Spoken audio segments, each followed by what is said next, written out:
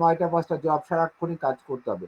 তো আপনার যদি গুড সিলেকশন আপনি যদি জানেন যে কি ধরনের লোকজন নিতে হবে, তাহলে জব রিকোয়ারমেন্ট এর সাথে অর্গানাইজেশন কালচারের সাথে অ্যালাইনমেন্ট ক্রিয়েট করা যায়।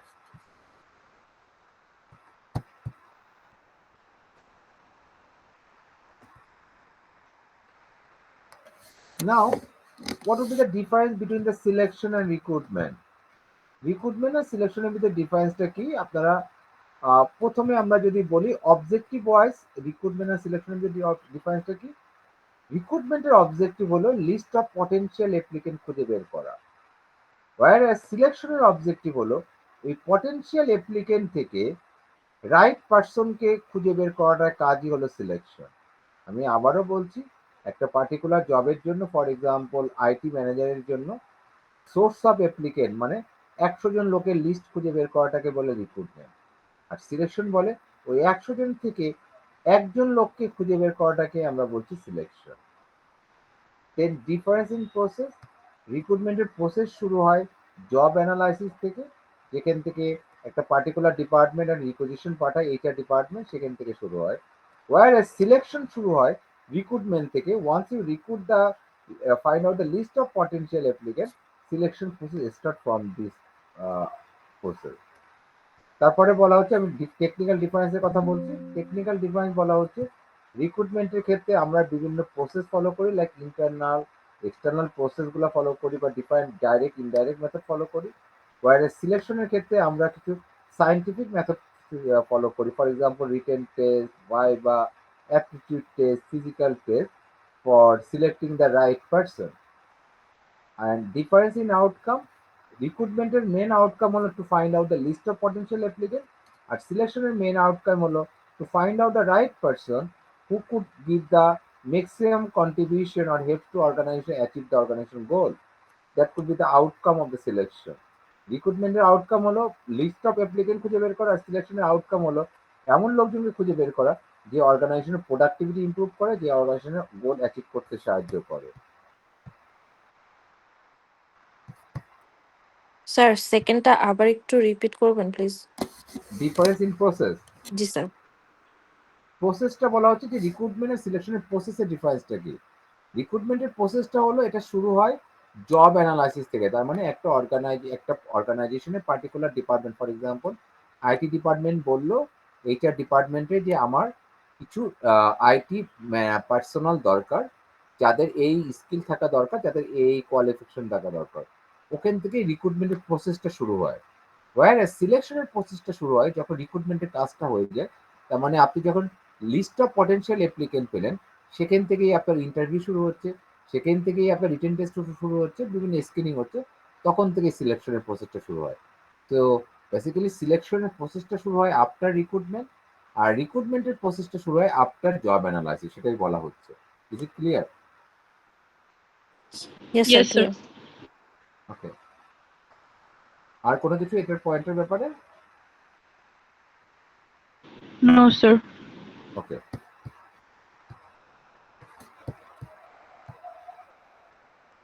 then a step in the selection process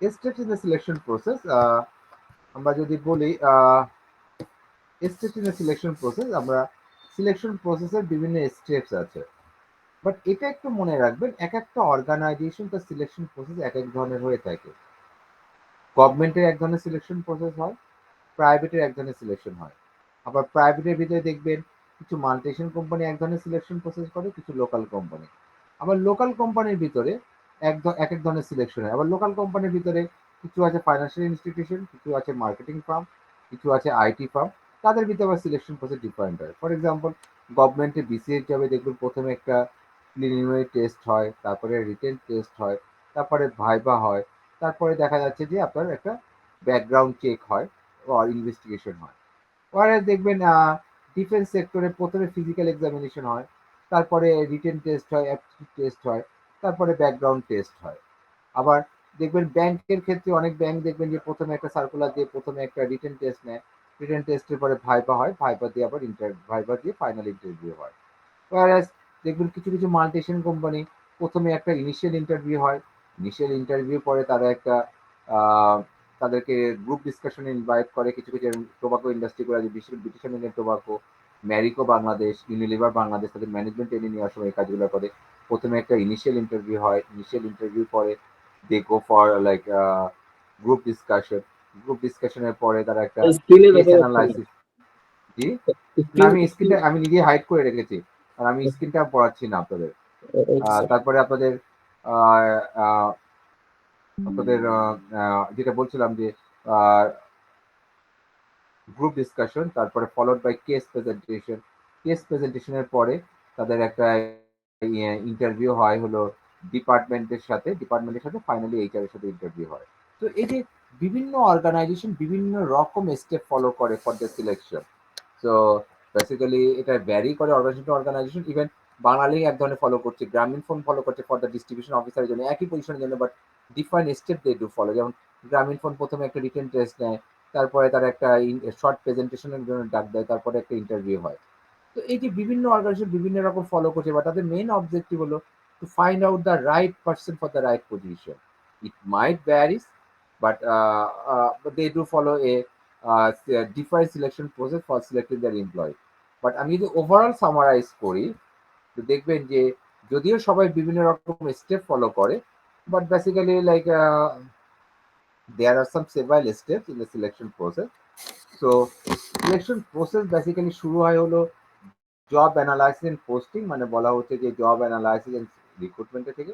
তারপরে যেটা হয়, যখন একটা অর্গানাইজেশনে অনেকগুলো সিভি জমার পরে, যেমন ফর এক্সাম্পল একটা পজিশনের জন্য আইটি ম্যানেজারের জন্য 1000 সিভি পড়লো, এখন 1000 পিপলকে আপনাকে কিন্তু কল করা সম্ভব হয় না। এই ক্ষেত্রে আপনি তাদের সিভিটাকে শর্ট লিস্ট করা হয় বা সর্টিং করা হয়।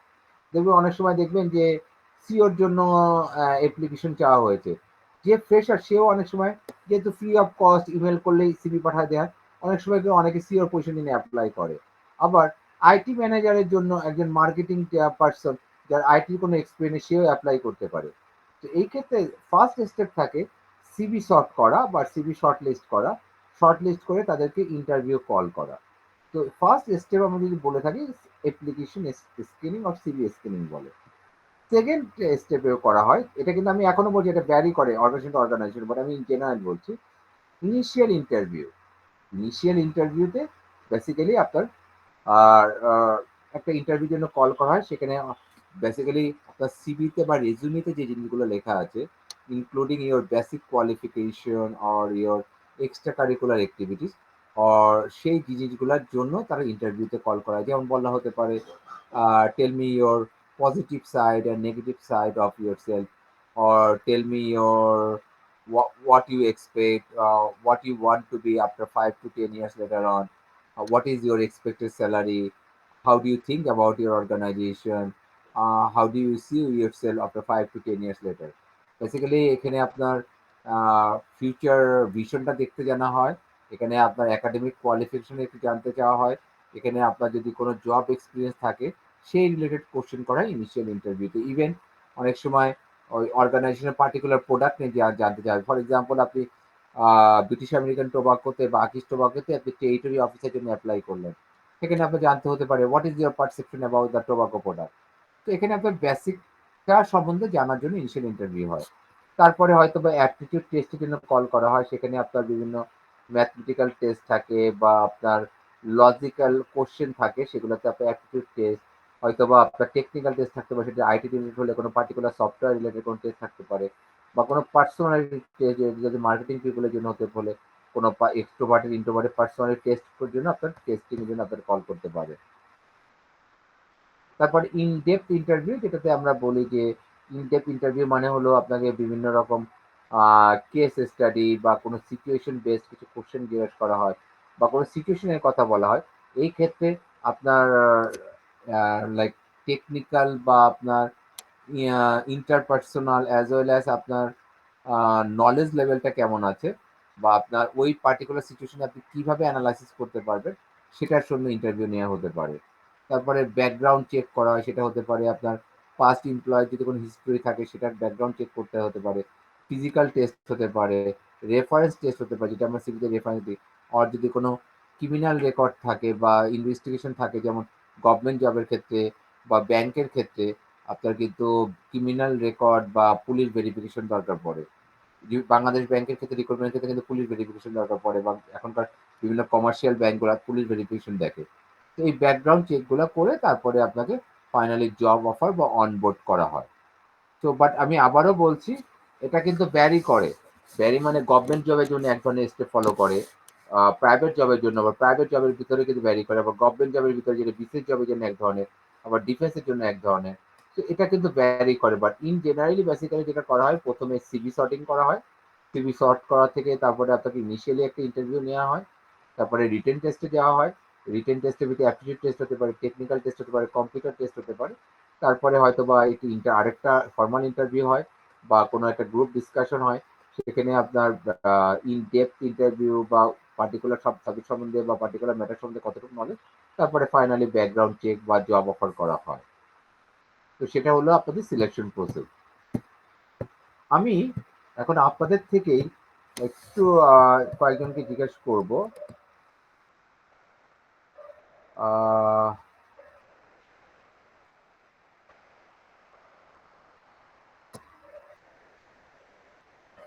Rafia, are you there? জি স্যার, আছে স্যার। রাফিয়া, আপনি এখন কোথায় জব করছেন?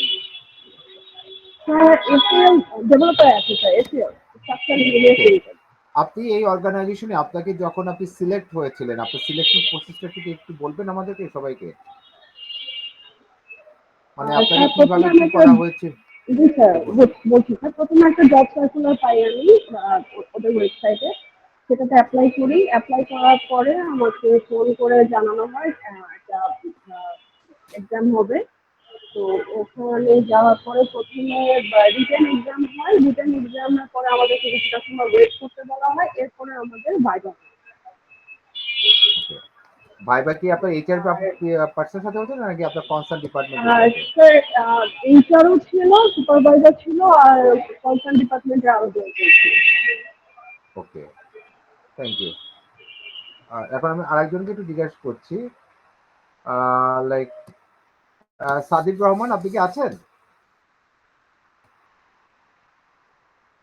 সাদিক রহমান, আপনি কি আমার কথা শুনতে পাচ্ছেন?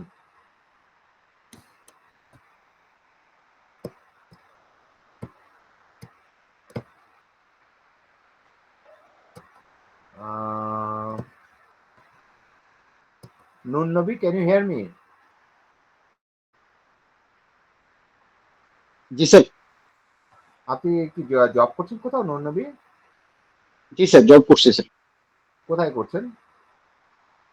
আমি আছি sir confidence cement limited, cement okay, সেক্টরে sir.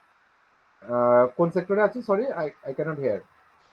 Sir cement sector sir, okay, কি কনফিডেন্স হিসাবে আছেন সিমেন্ট। নুন নবী? কি হিসাবে আছেন? আমি স্যার ডেপুটি ম্যানেজার হিসেবে আছি স্যার। ওকে, এখানে কত বছর ধরে আছেন? স্যার আমি স্যার 8 বছর যাবত আছি স্যার এখানে। এটাই কি আপনার ফার্স্ট জব? না স্যার, এটা আমার সেকেন্ড জব স্যার। ফার্স্ট জবটা কোথায় ছিল? আমি তখন ছিলাম স্যার হোলসেল সিমেন্টে স্যার। ওকে, ওখানে কি হিসাবে জয়েন করেছিলেন? ওখানে আমি স্যার এক্সিকিউটিভ হিসেবে জয়েন করি স্যার। তা নুন নবী, আপনি আমাকে একটু বলবেন যে আপনার যেটা যেখানে ছিলেন ফার্স্ট জবের ক্ষেত্রে ওখানকার সিলেকশন প্রসেসটা আপনার কি ছিল, মানে আপনার পার্সোনাল সিলেকশন প্রসেসটা বলছি, মানে যখন আপনি ওখানে জবের জন্য যান, মানে কিভাবে আপনাকে সিলেক্ট করলো ওনারা, স্যার ওখানে কি কি স্যার প্রসেস আমরা ফলো করেছিল? ওখানে স্যার আমরা স্যার জব ইন্টারভিউ দেখি স্যার, তখন অ্যাপ্লাই করি স্যার। এরপরে তারপরে? এরপর ইন্টারভিউর জন্য ডাকা হয় স্যার।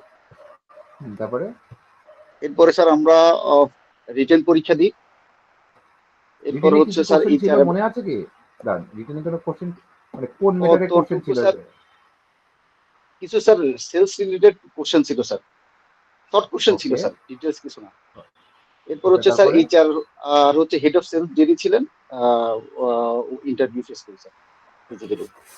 আর এখন যেখানে জব করছেন অ্যাজ এ ডেপুটি ম্যানেজার, সেটার ক্ষেত্রে আপনার সিলেকশন প্রসেসটা কি ছিল? এখানে স্যার আমার যিনি ম্যানেজার ছিলেন উনি আমার সিভিটা নিয়ে যান, অফিসে দেন। এরপরে হচ্ছে স্যার এইচআর এইচআর এবং হেড অফ সেলস এর সাথে স্যার ফিজিক্যাল ইন্টারভিউ হয় স্যার।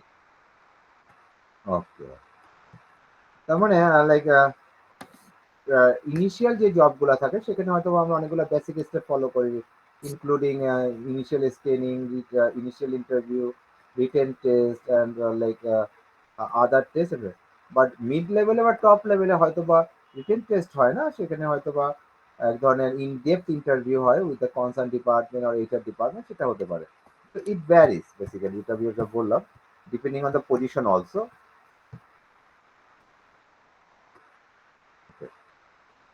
তো বেসিক্যালি এখন যেটা বলবো যে কি কি টেকনিক ইউজ করা হয় ইন সিলেকশনে, আমরা এর আগে স্টেপগুলো বলেছিলাম যে এখন মানে টেকনিক ইউজ করা হয় সিলেকশনের ক্ষেত্রে। তো একটা হলো যে অনেক সময় রিটেন টেস্ট নেওয়া, যেটাকে আমরা স্ট্রাকচার ইন্টারভিউ নেওয়া হয়, সেখানে কিছু pre determined set of question থাকে। তো like to test the interviewer knowledge level. যেমন আপনি দেখবেন যে বিভিন্ন ব্যাংকের ক্ষেত্রে, সরকারি জবের ক্ষেত্রে রিটেন টেস্ট নেওয়া হয়। রিটেন টেস্টটা নেওয়া হয় বেসিক্যালি সেখানে কিছু ম্যাথমেটিক্যাল কোশ্চেন থাকে, জেনারেল নলেজের কোশ্চেন থাকে, কিছু লজিক্যাল রিজনিং থাকে, আর ওই যেই ডিপার্টমেন্টে বা যেই সাবজেক্টের জন্য অ্যাপ্লাই করি সেই সাবজেক্ট রিলেটেড কিছু কোশ্চেন থাকে, যেমন একটু আগে উনি বললেন সেলস রিলেটেড। তো কিছু স্ট্রাকচার ইন্টারভিউ বা রিটেন টেস্ট থাকে বা কোশ্চেন জিজ্ঞাসা করা হয়, যেটাকে আগে থেকেই প্রিডিটারমাইন থাকে এবং সবার জন্য একই রকম কোশ্চেন থাকে, সেটা একটা টেকনিক ফলো করা হয়। আরেকটা থাকে যে বিহেভিয়ার ইন্টারভিউ হতে পারে, যে বেসড অন দ্য ইন্টারভিউ তার পাস্ট এক্সপিরিয়েন্স, তার পাস্ট সিচুয়েশনের উপরে বেস করে অনেক সময় যিনি ইন্টারভিউ নিচ্ছে সে বেশ কিছু কোশ্চেন জিজ্ঞাসা করতে পারে, তার উপরে বেস করে তাকে টেস্ট করার তার টেকনিক ইউজ করা হয়। ফর এক্সাম্পল, আপনি একজন মার্কেটিং ম্যানেজার নেবেন বা আইটি ম্যানেজার নেবেন, তাকে হয়তো বা বলতে পারেন যে কোনো ওই তোমার অর্গানাইজেশন কোনো পার্টিকুলার সিচুয়েশন তুমি ফেস করেছো কিনা, ওই সিচুয়েশন তুমি কিভাবে হ্যান্ডেল করেছো, সেই জিনিসগুলো তার কাছে যাওয়া হতে পারে। দ্যাট মিনস তার বিহেভিয়ার, তার অ্যাপটিটিউড টেস্ট, তার নলেজ লেভেল, তার পার্টিকুলার সিচুয়েশন, তার ডিসিশন মেকিং অ্যাবিলিটি টেস্ট করা হতে পারে, এটাকে আমরা বিহেভিয়ার ইন্টারভিউ টেকনিক বলে থাকি। আর একটা ধর প্যানেল ইন্টারভিউ, যেখানে মাল্টিপল ইন্টারভিউ থাকে two evaluate the employee from the diversity perspective. যেমন একটু আগে একজন বললো যে আমার ইন্টারভিউ করে এইচআর ছিল, পার্টিকুলার কনসার্ন ডিপার্টমেন্টে ছিল। তো তেমনই দেখবেন যে বিসিএস এর ভাইভাতে কি হয়, একজন সাবজেক্ট এক্সপার্টাইজ থাকে, একজন থাকে হলো ওভারঅল সাবজেক্টের যিনি ইন জেনারেল সাবজেক্ট এক্সপার্টাইজ সে থাকে একজন, আর একজন থাকে যিনি সাইকোলজিক্যাল এক্সপার্ট, সেও কিন্তু ইন্টারভিউ প্যানেল ইন্টারভিউ থাকে। তারা কি করে, ওই ইন্টারভিউয়ার যিনি থাকেন তাকে ইভালুয়েট করে ডিফারেন্ট পার্সপেক্টিভে, তার সাবজেক্টিভ ম্যাটার দেখে, তার ওভারঅল জেনারেল নলেজ লেভেলটা দেখে, অ্যাজ ওয়েল অ্যাজ তার সাইকোলজিক্যাল ইস্যুগুলো থাকে। তেমনই একটা কর্পোরেট লেভেলে যখন ইন্টারভিউ হয়, সেখানে প্যানেল ইন্টারভিউ থাকতে পারে, সেখানে শুধুমাত্র ওই পার্টিকুলার ডিপার্টমেন্টে হেড থাকে, না পার্টিকুলার এইচআর এর পার্সোনাল গুলা থাকে, অন্যান্য ডিপার্টমেন্টের হেড গুলা থাকে। কারণ একটা পার্সন সে শুধুমাত্র যখন মার্কেটিং এ তাকে সিলেক্ট করা হয়, শুধু মার্কেটিং এর কাজ করে না, সে কিন্তু অন্যান্য ডিপার্টমেন্টে ক্রস ফাংশনাল কাজও করতে হয়, তাকে আইটি ডিপার্টমেন্টে যোগাযোগ করতে হয়, তাকে অ্যাকাউন্ট ডিপার্টমেন্ট, তার মানে অনেক ইন্টারভিউয়ার লোকজন তাকে নিয়ে অনেক সময় প্যানেল ইন্টারভিউ নেওয়া হয়। আরেকটা থাকে হলো অ্যাসেসমেন্ট সেন্টারও একটা টেকনিক হতে পারে, যেখানে হলো আপনি ফর এক্সাম্পল রোল প্লে বা গ্রুপ এক্সারসাইজ বা সিমুলেশন। ফর এক্সাম্পল, আপনি একজন ড্রাইভার নেবেন, ড্রাইভারকে বলতে পারেন যে আপনার অপারেশন ড্রাইভার লোকে তাকে বলতে পারেন যে তুমি এক কাজ করো, তুমি একটুখানি আমাদের এই গাড়িটা ড্রাইভ করে দেখাও যে তুমি কতটা ভালো গাড়ি চালাতে পারো কিনা। আর আপনি একজন আইটি পিপুলকে নিলেন, তাকে বললেন তুমি একটা সফটওয়্যার রান করে দেখাও যে how could you do that. তো এরকম assessment centre, group exercise, even আপনি কোনো ইন্টারভিউকে বলতে পারেন তুমি এক্সেলে কতটুকু কাজ করতে পারো, তোমাকে একটা এক্সেলে একটা কাজ দিলাম, এক্সারসাইজ দিলাম, ইউ ক্যান ডু ইট। তো এরকম অ্যাসেসমেন্ট সেন্টারে বা একজন ধরেন আপনি সিভিল ইঞ্জিনিয়ারকে নিলেন, তাকে বললেন তুমি এটাকে আমাকে ড্র করে দেখাবো, তোমাকে একটা আমি জিনিস দেখালাম, একটা অ্যাপার্টমেন্ট কিভাবে ডিজাইন করতে হয়, ফ্ল্যাটের ডিজাইন কিভাবে করতে হয় সেটা ডিজাইন করে তুমি দেখাও। তো এরকম বিভিন্ন রোল প্লে করে, সিমুলেশন করে বা গ্রুপ এক্সারসাইজের মাধ্যমে, যেটা মানে প্রেজেন্টেশন দিয়ে ইন্টারভিউ করে একটা কেস দিলাম, কেসটা অ্যানালাইজ করে তোমার গ্রুপে প্রেজেন্টেশন করো, এরকম অ্যাসেসমেন্ট সেন্টারের মাধ্যমে আমরা বিভিন্ন টেকনিক ইউজ করতে পারি ইন দ্য সিলেকশন প্রসেসের ক্ষেত্রে।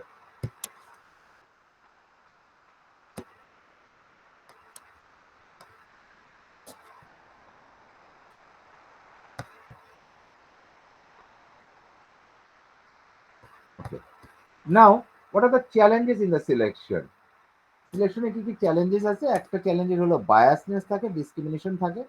অনেক সময় আমরা কি করি যে বায়াস হয়ে যাই কোনো, যেমন আমরা অথবা আমাদের ফেভারিট পার্সনকে অনেক সময় আমরা সিলেক্ট করি, অনেক সময় কোয়ালিফাইড পার্সন থাকলেও সেটা আমরা সিলেক্ট করি না, কারণ আমাদের হয়তো পরিচিত লোক, আমাদের এলাকার লোক, বা আমাকে কেউ রেফার করেছে সেই রেফারেন্সের লোক, হয়তো বা এমনও হতে পারে যে আমি আমার পার্টিকুলার আমি যাকে পছন্দ করি বা রিলেটিভকে তাকেও আমি সিলেক্ট করতে পারি। সো সিলেকশনের ক্ষেত্রে ওয়ান অফ দ্য চ্যালেঞ্জেস হলো বায়াস অ্যান্ড ডিসক্রিমিনেশন। এখানে ডিসক্রিমিনেশন বলতে বোঝানো অনেক সময় অনেক অর্গানাইজেশন আছে যারা ফিমেলদেরকে রিক্রুট করতে চায়, সিলেক্ট করতে চায় না, অর ফিমেলদেরকে হায়ার লেভেলে পজিশন নিতে চায় না। তো এই ধরনের একটা ডিসক্রিমিনেশনও কাজ করে ইন দ্য ডিসিশন মেকিং এর ক্ষেত্রে। আর একটা হলো যে সিলেকশনের ক্ষেত্রে আরেকটা চ্যালেঞ্জ হলো যে ক্যান্ডিডেটের পটেনশিয়ালের সাথে অর্গানাইজেশনের গোলটা অনেক সময় অ্যালাইন করা যায় না। এটা আমি লাস্ট 3 নাম্বারটা বলছি। 3 নাম্বারটা বলতে বোঝানো হচ্ছে যে it is quite difficult to align or make the bridge in between the candidate potential with the organization goal. হয়তোবা আপনি অনেক সময় রাইট পার্সনকে খুঁজে পাওয়া যায় না যে অর্গানাইজেশন গোলটা অ্যাচিভ করতে পারে, কারণ যাকে সিলেক্ট করলেন সে হয়তো বা পার্সন গোল অ্যাচিভমেন্টের জন্য ইম্পর্টেন্ট, বা সে কিন্তু অর্গানাইজেশন গোলটা অ্যাচিভ করার জন্য কিন্তু অ্যাপ্রোপ্রিয়েট নাও হতে পারে। তো সে চাচ্ছে যে আমি এখানে কাজ করি 1 বছর, কাজ করে একটা ভালো স্যালারি পাবো, তারপরে আবার আরেকটা অর্গানাইজেশন আমি সুইচ করবো। বা একটা অর্গানাইজেশন যখন তাকে সিলেক্ট করে, সে চায় যে সে অর্গানাইজেশন 3 থেকে 4 বছর সাহায্য থাকুক এবং সে তার অর্গানাইজেশনে গোল অ্যাচিভ করতে সাহায্য করুক। তো এই মেজর চ্যালেঞ্জেসগুলো থাকে। তো এই চ্যালেঞ্জেস দূর করার জন্য বিভিন্ন স্ট্র্যাটেজি ফলো করা হয়। একটা স্ট্র্যাটেজি ফলো করা হয়, এখনকার রিক্রুটমেন্টটা কিন্তু অনেক সময় এখন পার্সোনাল না হয়ে এখন অটোমেটেড হয়ে গেছে। রিটেন টেস্টটা এখন আর অনেক সময় ম্যানুয়ালি না হয়ে কম্পিউটার হয়ে গেছে, এবং ইন্টারভিউটাও এখন অনেকখানি লাইক বিভিন্ন রকমের টেকনিক ইউজ করা হচ্ছে। সেই টেকনিকের মাধ্যমে ডিসক্রিমিনেশনগুলো বা বায়াসনেসগুলো দূর করা হচ্ছে, এবং যেহেতু মোর অটোমেটেড হয়ে যাচ্ছে, এখন ওই পার্সনগুলোকে সিলেক্ট করা হয় যারা অর্গানাইজেশন গোলগুলো অ্যাচিভ করতে সাহায্য করে। যেমন বেশ কিছু অর্গানাইজেশন এখন তারা এইচআর অ্যানালাইটিক রিক্রুট করছে এবং এইচআর ইঞ্জিনিয়ার সিলেক্ট করছে, যাদের কাজ হলো যে রাইট পার্সনকে খুঁজে বের করা এবং বিভিন্ন সফটওয়্যার আর ডেটা ইউজ করে তারা যেন অ্যাপ্রোপ্রিয়েট পার্সন এবং ফ্রি অফ বায়াসনেস এবং লেস ডিসক্রিমিনেশন এমপ্লয় যেন খুঁজে বের করে সেটা তার চেষ্টা করছে। So this is all about the selection. তো এই চ্যাপ্টারে বেসিক্যালি মেন ইম্পর্টেন্ট হলো objective of the selection and important of the selection, এবং difference between the selection and recruitment, তারপর define steps in the selection process, and last one is that techniques and tools used in the selection.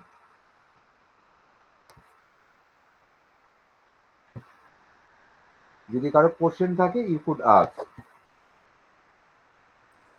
Sir important টপিকগুলো আবার একটু বলবেন please.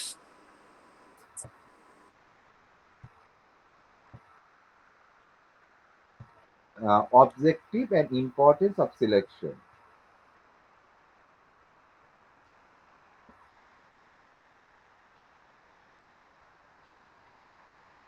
Difference between selection and recruitment.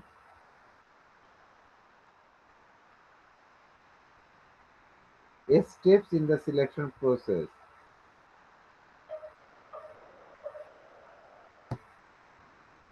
Technique used in the selection. Technique used in the selection.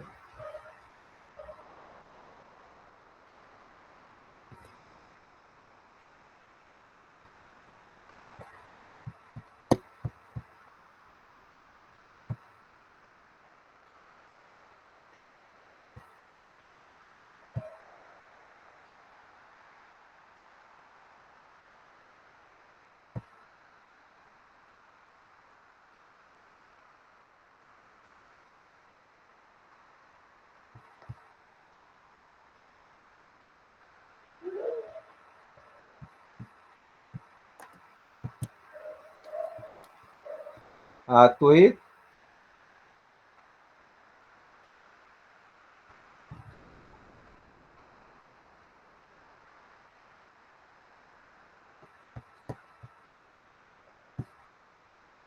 দেখুন তো আপনাদের ইয়েতে কয়টা chapter দেওয়া আছে আপনাদের গুগল ক্লাসরুমে?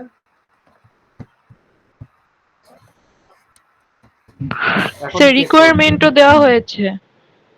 এখন একটু চেক করুন কটা চ্যাপ্টার দেওয়া আছে। আচ্ছা স্যার। 1.5 যা আছে।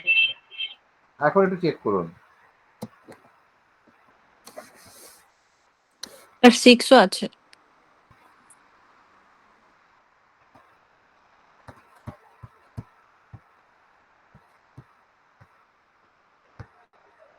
ওকে, আমার কথাটা একটু কাইন্ডলি একটু সবাই মন দিয়ে শুনবেন। আপনাদের এই 4টা চ্যাপ্টারের উপরেই কিন্তু মিড টার্ম হবে, শুনতে পাচ্ছেন কি? Yes sir. আমি অলরেডি হ্যাঁ 1 4 5 6 আমি অলরেডি গুগল ক্লাসরুমে শেয়ার করেছি। 4টা চ্যাপ্টারই কিন্তু আমি শেয়ার করেছি, এবং এই 4টা চ্যাপ্টারের উপরেই এক্সাম হবে আপনাদের মিড টার্ম।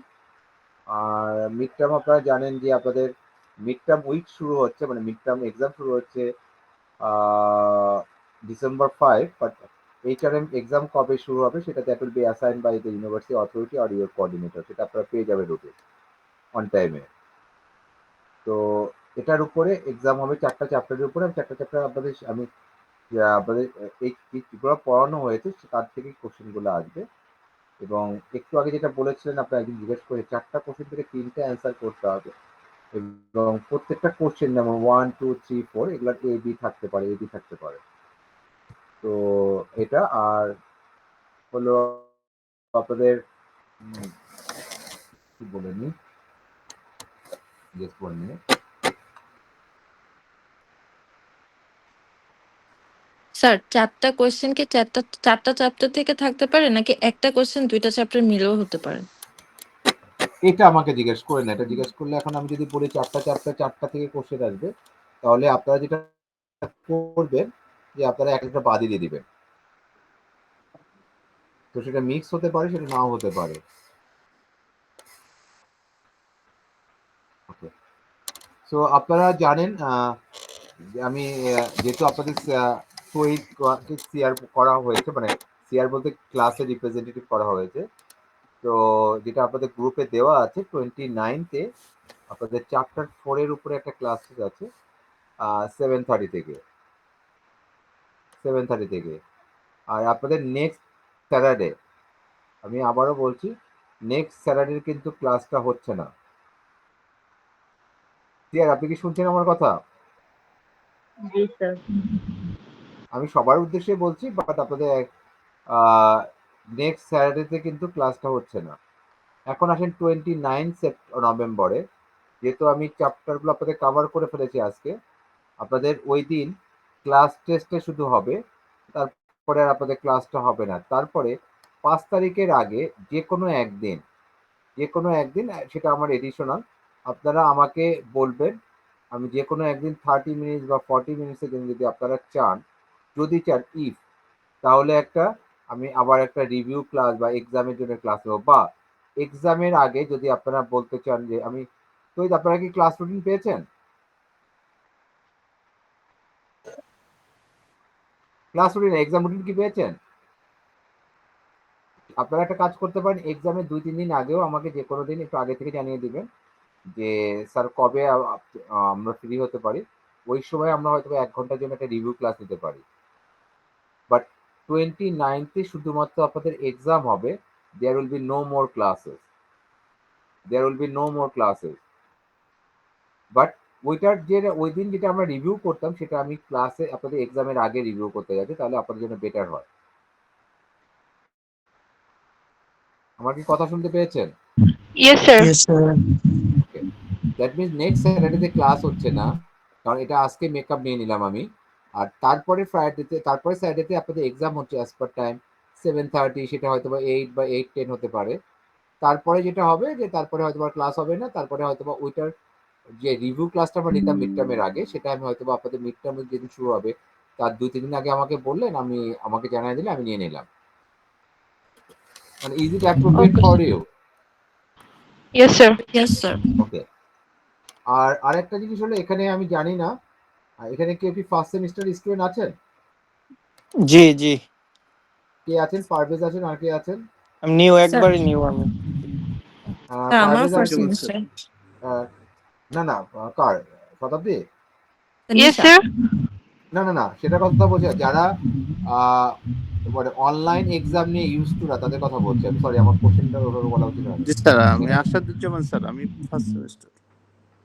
মানে আপনি কি এর আগে অনলাইনে গুগল ক্লাসরুমে কি এক্সাম নো দিয়েছেন নো কোনো? No sir.